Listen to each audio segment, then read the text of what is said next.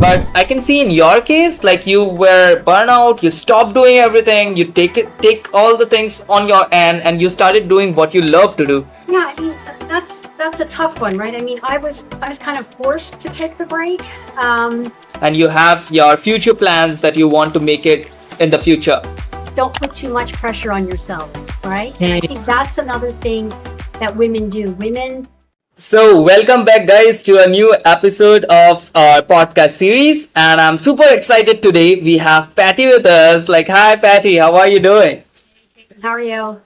I'm good. I'm good. So, guys, today we are going to discuss about there are a lot of things that we are going to cover today, specifically about women. So, if you are a woman and you want to do something in your life, you're stuck with anything. It can be a past trauma. It can be it can be anything. Like this is going to be a game changer video for you. So make sure to watch this video till the end. So, Patty, how are you doing? How's your day going?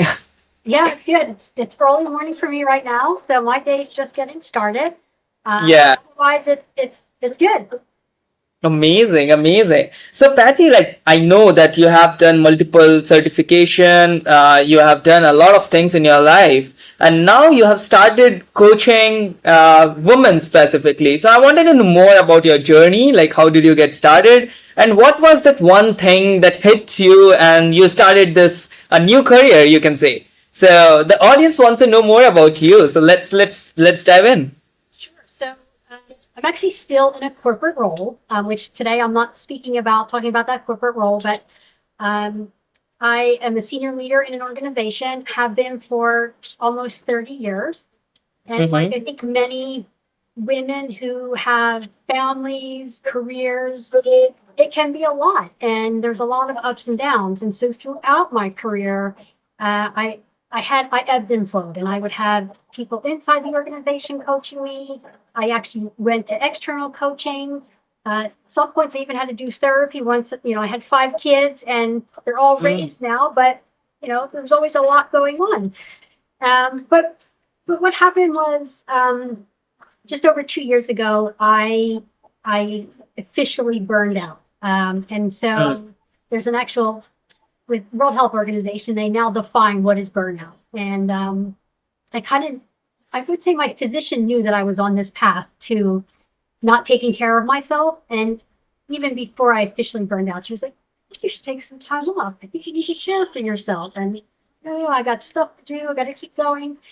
And then just one day, I just couldn't function anymore. I was like, couldn't get out of bed. The headaches were so bad. My vision was like blurry, and I just felt awful. And so I phoned my physician, and she said, "Okay, it's time now. Like I'm putting you out of work. Like you've got to rest. You've got to heal yourself." And so she Yeah. put me out on a 6-week medical leave, which was really hard for me. Mm. And then coming back, I had to come back 6 weeks in a part-time capacity. But what happened was, and working and having conversations with my husband, part of my recovery from burnout was I found this program for women. It's Okay. it's not my program, it's not my company, but it's called We Are the Women. Julie Santiago, I think started it about 15 years ago, and she focuses on women, but she has this whole program around it. And so I Mm. found it online, and it just spoke to me. So I set up a discovery call, and I'm like, yeah, that's exactly how I'm feeling. Like when I talk to them, they were like, well, tell us what's going on. What do you want to do? I'm like, to be honest with you, I'm not quite sure. I feel like everything is falling apart. I feel like I just want to burn it down. Like I don't want to do this anymore. But I still have children I'm raising. I still have bills to pay. Like, what am I going to do? Like, I've got to get better. And so I Right. joined Weird Women and signed up for their 12-week Awaken program, which was Mm. fascinating, right? Because it wasn't about like if you think about corporate or executive coaching or leadership coaching, right? It's all about what can you do better? Like, why isn't this working? What's the skill or the technique? This approach was we're going to kind of peel back the onion and understand who you are as a person, right? What's Okay. going on internally? What are your beliefs? Right. Value? What are your big rocks? And then there was also a component of it is how do you heal them, right? Like, and not just with medicine or whatever, but really heal. through meditation, through movement, through feeling your feelings. And so it was a really remarkable 12 weeks for me. It was very transformative. And so by the time I got done with 12 weeks, I was now back to work 100%. People were like, hi, you look like I was like refreshed. I felt good. I had a different approach and mindset to things. Yeah. And so that was really the journey that I started on just over 2 years ago. And it really came out of having, getting to a point where I couldn't function and I just wanted to burn it all down. I just wanted to be done. So that is how you started your own coaching thing. Now you started doing and helping women. Yeah. So if I continue on the journey with We Are the Women, there was the 12-week Awaken program. Yeah. Julie has this program after Awaken. You like to graduate from Awaken, and you go into a 1-year Rise program. And again, it's just building on what you learned, and it's very much from an individual perspective. But it's a little bit deeper in discovering who you are, what's inside of you, how do you Yeah. want to live your life. And then after that, she has what she calls the LEAD program, and that's the certification to become Okay. a feminine leadership coach. So she will certify you in her techniques and her practices, and that was about a year long. And so at the end of last year is when I finished the practicum and finished the exam, and in February was formally certified by We Are the Women to do feminine leadership coaching. And so, so I now, even though I have my corporate role, I do this on the side. I recently launched the Feminine Leadership Substack, or Feminine Leadership Edge Substack. And so right now I'm just doing some regular posting, trying to reach women and trying to get them to understand, Right. you can live differently. But I also, can do one-on-one coaching if folks are interested in it. It's just not something that I'm kind of really promoting. Probably Yeah. retire from corporate. It's something that I'll do a bit more full time. Yeah. I have taken these techniques and I brought them into my corporate job with my own leaders that I lead, female leaders, and coaching them. And it's been a really special journey for me. Right. So this is what you love to do from inside, and this is what you want to do for the people. It's amazing. I wanted to know one thing. Like, there are a lot of women who are watching this video, and but there is one thing that they are struggling with. That is finding the purpose or understanding what is the passion that they want to do and pursue it for their life. So understanding about the passion and understanding about the purpose is a difficult thing for them, you can say. So I wanted to know more about this, like how somebody who is watching this video can understand what is the purpose that they want to achieve and understanding their passion. So I would say, and I struggled with this throughout my whole corporate career, right? Like, what's my purpose? Why am I showing up every day? And Right. the majority of my career, it was like, I have to pay the bills. So my purpose is to get a paycheck. And that doesn't Yeah. sound very exciting or really motivational or to really, change the world or be in a positive 100%. effect, right? Yeah. So I would say the biggest thing for me was going through the program with Julie was, pausing and reflecting. I don't mean just pausing a little bit. I spent a lot of time, over the last couple of years reflecting, sitting in Yeah. complete silence, right? So I'll say my husband's a good meditator. I don't meditate all that well, but what I have learned to do is sit in silence, like nothing, no music, no nothing. Sit for 10 or 15 minutes and listen to what's happening in my body. How's my breathing? Trying to get the thoughts that run away to kind of, I don't want to say control them, but really understand what's going on and how do you quiet that mind. And I think over time, the more you listen to your body, the more you listen to your intuition and really trust it, I think that's when you find your purpose and passion. And for women, especially women are more heart-based and men are more head-based. And that's just, and maybe I should say it this way. We all have feminine traits and we all have masculine traits, whether you're male or female, right? And a very masculine trait is to be always up in your head, right? Analytical, linear, thinking.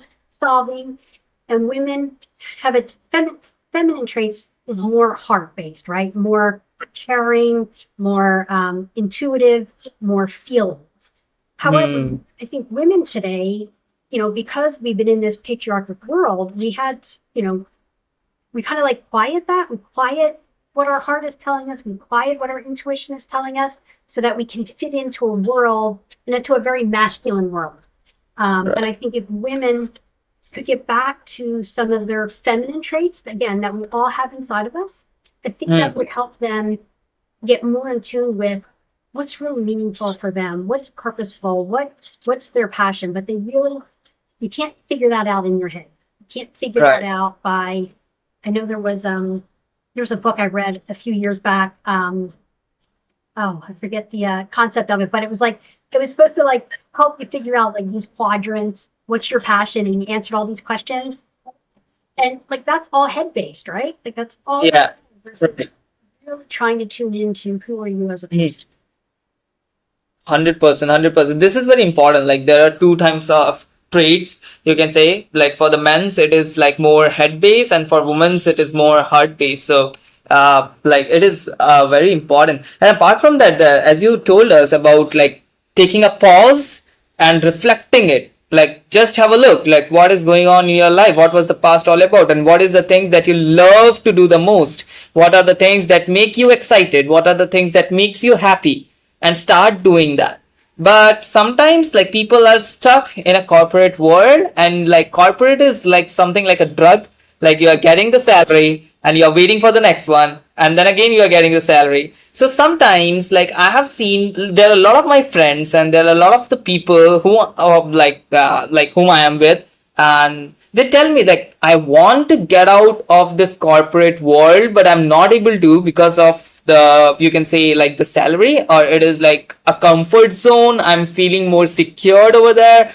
But I can see in your case, like you were burnout, you stopped doing everything, you take all the things on your end, and you started doing what you love to do. So, like, what do you think about those people who are stuck in this loophole and they're not getting, not able to get out of it? Yeah, I mean that's a tough one, right? I mean, I was kind of forced to take the break. I Mm, wasn't willing to do it on my own because my uh, parents was talking to me right. about it. And I'm just like, no, I can't do that. Like, no, like what's going to happen with my job? What's going to happen with my work? So Yeah, I was kind yeah, of forced yeah. to do it, and so I empathize with the struggle they're having, right? Because I get Yeah. it. Like in this world, right? We have to provide for our families. Like things cost things. Um, but Julie would say, I think something along the lines of, what is your edge? How do you push up against your edge? And how do you get out of your comfort zone? Because sometimes it might be better on the outside. Hmm. And so that's, again, getting comfortable with who you are and having that confidence in what you know you can do. And Hmm. again, without really understanding yourself, it's hard to do that. Right. The reason why I'm still in corporate is I'm just so close to retirement at this point. I'm just gonna get to my retirement and then, do what do this coaching on a full time basis. So I think I have kind of I'm straddling two worlds right now, right? Like I want to stay in Right. corporate so I can get to my retirement. I spent a lot of time here, and then, but I'm also right now building for the future. Like, really, what does that future look like? But I found a way to, you know, lean into and do what I'm passionate about right now. So I don't know. Right. So I guess what I would say to folks is, it's hard. It's not easy, especially if you have people relying on you. It's one thing if you're single and you can Yeah. you take that risk. Yeah. When you have folks relying on you, whether it's parents, kids, or whatever, it's a lot harder to be like okay with it. So you gotta Yeah. trust and 100%. take the lead. I think you are absolutely right. Like this is a very difficult thing to get out of it. But I think like they can do one thing. They can understand what they love to do. They can understand what is their passion. and they can start doing something like a part-time thing. Like they can do their corporate thing, but they can start doing the passion that they have as a part-time, and slowly they can start like going into the different thing that they are doing. There's something like the similar that you are doing. So you have started this as a part-time, and you have your future plans that you want to make it in the future. Yeah. Just can Yeah, so yeah. you can. I just caution people, right? Don't put too much pressure on yourself, right? And I think that's another thing that women do. Women become perfectionists or people pleasers or over functioners. And they Right. feel like, when you think about a perfectionist, this is someone who sets a very high bar for themselves. They want everything to be just right. They set high expectations for other people, and in doing so, then they don't give themselves grace or space to perfect, to not hit every goal. And so I'll give you an example. So I started the Feminine Leadership Substack, and my goal was I'm going to post every week, every Monday. It was like on Monday, right? Great name. And I'm like, I'm finding it hard to post every Monday just because there's stuff going on. And I'm like, you know what? Give yourself grace. It's okay. You're still going to get your message out there. You're going to get it out there when it comes and it's the right time. People pleasers, they want to make everyone happy at the detriment to themselves, right? So they want to help everyone. You think about someone, if you're in corporate world, you have your colleague and they're struggling with something. You're people pleaser, you're jumping in to basically do their job. Like, let me help you get that done so it's on time. And so that can, when you're a people pleaser, you just want to do that. You just want people to be happy. Right. And then if you're an overfunctioner, it's like the combination of the people pleaser and the perfectioner. It's like, I just got to do it. No one else can do it as good as me. I need to help everyone. I need to be the caretaker. And so I just caution people, if they're going to stay in their corporate role but think about something part-time, they've got to give themselves grace on either side of it, right?